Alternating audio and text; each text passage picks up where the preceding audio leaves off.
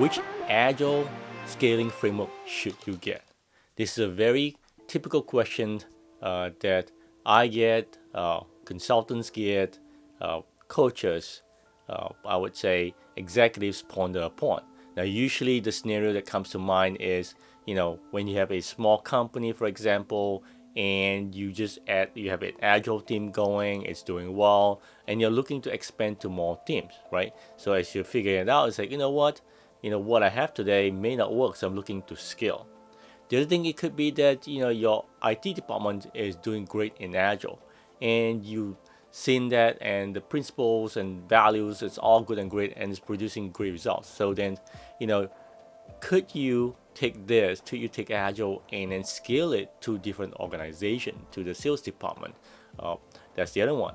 The other scenario would be, hey, maybe I want to scale upwards, right? I want to scale towards my product management group. I want to scale towards my portfolio grouping, my strategy group. How do we do agile at that different level? So you scale it. Now, the other one that is pretty common also is that you got organizations that are large, they are mainly huge, so their stuff is complex. They always deal with multiple teams when they produce work. So when you look at it from that standpoint, which agile framework works for me, which scale agile, right? Because they're dealing with huge, which one of those will work for me? So those are typical scenarios that will eventually bring up the question, which agile skill framework should we choose? A couple of years ago, I ended up in a situation where I had to buy a new car. Now, what do you normally do when you buy a new car? So for me, it was either doing research and then also asking my friends, what car do they think is good? Now, have you ever asked your friends that, or asked your colleague, people around you? I bet you get a lot of answers, right? Well, yes, I got a lot of answers. I got different cars. I got different brands to go look into. So what I ended up doing was going to the car dealership. Went to each one of the car dealership and then look at the cars that they have. All of the salesmen tells me that theirs is the best, right? So none of them says, no, this doesn't work for you. Every one of those is trying to sell me a car. So their interest, their goal is to sell me a car. They're not in the interest of helping me get my goal, which is from point A to point B. Now, there is multiple reasons why you want to buy a car. That could be very different to me. So when we think about how we choose framework, we probably want to understand the reason why we want to choose scaling framework for that matter. What problem are we trying to solve in that instance? And you've got to be careful, because the people that are promoting those agile scaling framework, they may not have our interest in their hearts. Their goal is to promote those frameworks, not to help us solve problems, right? So every one of those is great. There's not one that is not good, especially when you talk to people that are selling you those things, right? So it might be one of those cases, like, for me, when I say, hey, I want to buy a car, it wasn't, why do you want to buy a car? What problem are we trying to solve? Maybe my goal is to go from point A to point B, and maybe, just maybe, to solve that problem, I may not need a car. I may just need a bicycle, right? Or I may just need to get a bus ticket. So same thing with agile scaling framework. Maybe the reason isn't, to get the scaling framework in the first place. Maybe there's something else to it.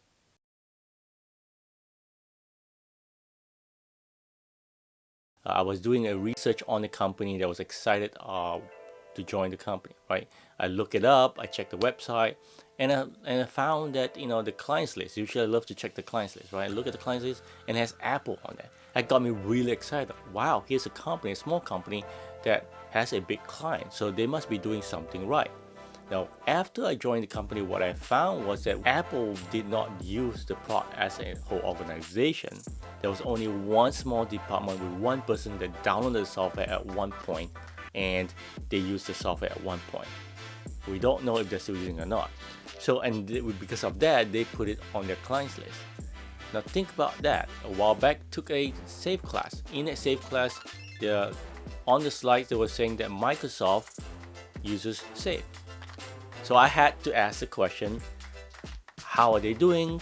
Are they still using SAFe? And lo and behold, the answer was no.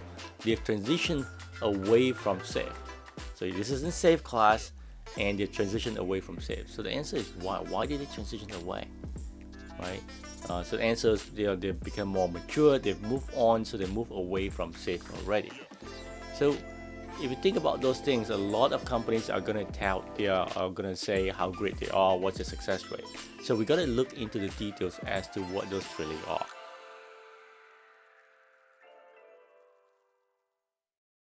This is on a project that had already been approved, and it has been basically geared to move forward. So I was asked to help this team do it, make it in such an agile project, turn it into an agile project, right? So we got in there, we did our usual thing. We want to make sure that you prioritize your work, you have a backlog, your work stream, and you do story mapping. So as we went through those conversations, right, figure out the why things, what problem we're trying to solve. What we came up was that, what we realized or came up from the team was that the problem that we're trying to solve, we could have addressed it in a sprint, in 2 weeks. And it could be done with the current existing people. Instead of doing this big project that has already been committed by this executive, by their leader, right? So they were gonna go do this big project that will take them a year to do, and to do everything that's in that. But what they truly uncovered was that they could have done all that in just 2 weeks to solve that one problem, which is the biggest problem that they were trying to solve.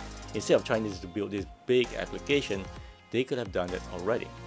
So think about that, is that are we trying to solve the right problem when we go and purchase, or when we go and pick an agile scaling framework? What problem are we trying to solve?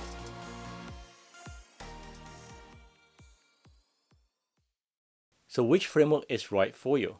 We can spend the time doing detailed analysis, doing research, collecting all the data, comparing, contrast, do the checkboxes, check them out, right? Spend all the time just to trying to find the right fit. But maybe instead of doing those things, instead of taking all the time to do that, right? Maybe we should solve the problem that you have. What problem are we trying to solve by purchasing those frameworks? Maybe solve it. Instead of having to buy one, maybe you can solve it, right? How do we solve it? Real simple. Experimenting, right? Doing some inspect and adapt. Try things out and see if it works. And maybe, just maybe, you might be the next Spotify. And you know what? Let's say you're already in a framework, right? You already pick one. Well, it doesn't mean that you have to be stuck to it, right? If Microsoft can transition away from SAFe into something else, and if they matured away from it, so can you. You don't have to be stuck to a framework. Remember, a framework is just a scaffolding, right? It is a means to an end, right? Our goal isn't to build a framework. Our goal is to achieve something using a specific technique. So to me, it's okay to outgrow your framework. It's okay to transition away from it. Understanding where you are today and where you're gonna be, solve the problem of what you have right now or in front of you. And that might be the best bet yet. So which one is the right one for you? Let me know.